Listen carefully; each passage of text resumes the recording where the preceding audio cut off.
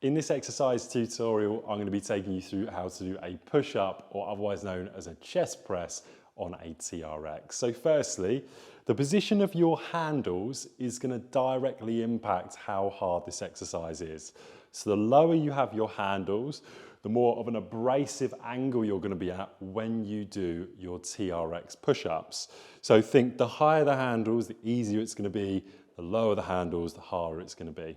Just for the sake of comparison, I've got my handles at the same height as my hands are completely relaxed, okay?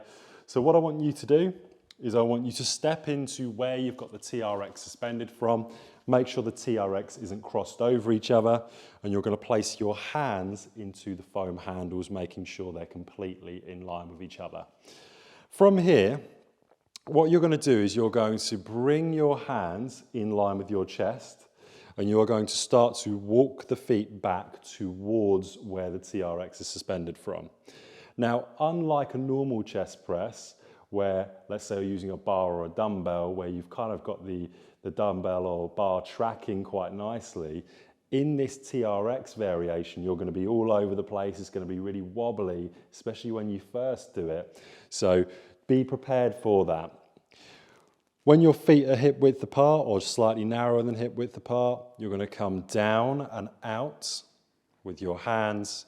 You should feel your chest lengthen, and then you are going to bring yourself back up into your start position. Try and keep your body in a little bit of a diagonal line. So as you're coming down, you're bracing your core, lengthening the muscles of the chest, and then coming back up. So if I wanted to make this harder, imagine I had the handle height lower. I would be all the way down here, so the angle would be much more abrasive.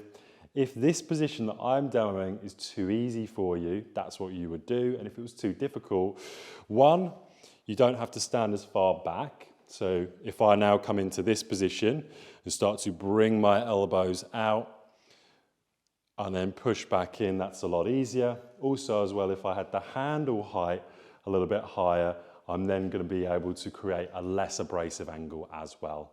So what you're looking to do is you've got a palm down position. You're coming out and back with the elbows.